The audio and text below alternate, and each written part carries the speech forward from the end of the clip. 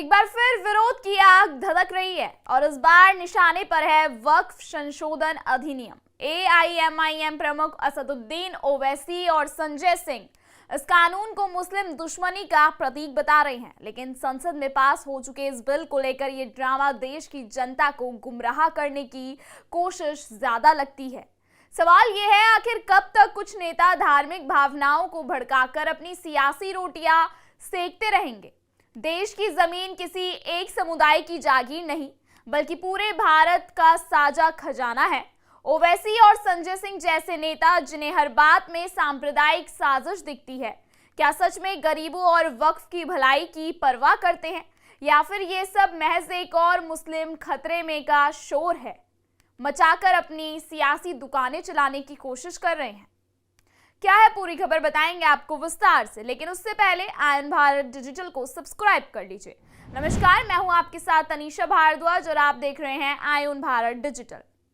All India Muslim personal law board द्वारा आयोजित एक सार्वजनिक बैठक में ओवैसी और संजय सिंह ने इस कानून को मुस्लिम दुश्मनी का प्रतीक बताया और इसे वापस लेने की मांग की। ओवैसी ने अपने भाषण में कहा कि वक्फ संशोधन अधिनियम के जरिए हमारी जमीनों पर कब्जा करने की साजिश हो रही है। उन्होंने आरोप लगाया कि इस कानून के पीछे राष्ट्रीय स्वयंसेवक संघ की साजिश है। ओवैसी ने तीखा हमला बोलते हुए कहा कि सरकार अब हमारी मस्जिदों को भी सरकार की प्रॉपर्टी बना देना चाहती है। ये मुस्लिम दुश्मनी को बेबुनियाद पर बना कानून है। उन्होंने साफ शब्दों में कहा कि इस कानून से वक्फ की आमदनी नहीं बढ़ेगी और ना ही वक्फ की हिफाजत होगी। वहीं संजय सिंह ने बैठक में एक अलग नजरिया पेश किया। उन्होंने कहा कि यह सिर्फ मुस्लिमों का मुद्दा नहीं है, बल्कि हर धर्म की आस्था पर सीधा हमला है। संजय सिंह ने कहा, वक्फ बोर्ड की जमीनें सिर्फ मुसलमानों की नहीं, जैन, हिंदू, सिख और ईसाई समाज की धार्मिक संपत्तियों की भी सुरक्षा से जुड़ी हैं। इन संपत्तियों पर हमला हर आस्था पर हमला है। संजय सिंह ने वक्फ कानून को कॉरपोरेट घरानों का दलाली करार दिया। उन्होंने आरोप लगाया कि इस कानून के जरिए मोदी सरकार मुस्लिम समुदाय को जमीनों को कॉरपोरेट घरानों को सौंपने की साजिश रच रही है। उन्होंने कहा, हमने संसद में इसका विरोध किया है, जेपीसी में सड़कों पर भी लड़ाई लड़ी है। हम इस कानून को वापस करवाने तक अपनी लड़ाई जारी रखेंगे।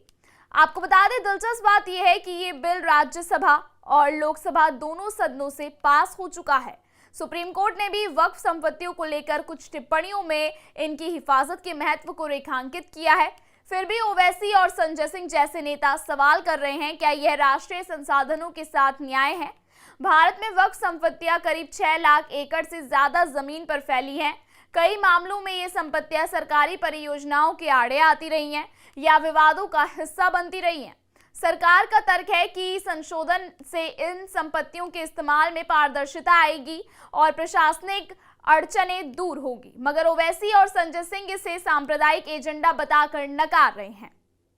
इस विवाद के बीच सवाल वही है, क्या वक्फ की संपत्तियों की सुरक्षा के नाम पर पूरे देश की सार्वजनिक जमीनों को सिर्फ एक समुदाय के लिए आरक्षित रखा जा सकता है, या फिर इस पर सबका हक होना चाहिए। संसद में यह बहस निपट चुकी है। कोर्ट ने भी समर्थन के संकेत दे दिए हैं।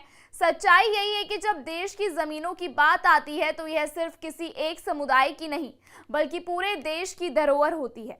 ओवैसी और संजय सिंह ने इसे सियासी मुद्दा जरूर बना दिया है, लेकिन असल सवाल यही है, क्या धर्म की आड़ में जमीन के असली मालिकों को ही वंचित कर दिया जाएगा। कुछ लोग अब भी इसे मुस्लिम दुश्मनी बता रहे हैं। आखिरकार ये संपत्तियां सिर्फ एक धर्म की नहीं, बल्कि भारत की जनता की है, और सच्चा लोकतंत्र वही होगा जहां हर एक इंसान की हिस्सेदारी सुरक्षित रहे, ना कि सियासत की चालों में उलझकर जनता के अधिकारों पर कोई समझौता हो।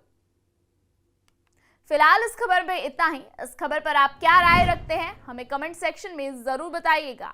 ऐसी तमाम खबरों को लगातार देखने के लिए बने रहिए आयन भारत डिजिटल पर।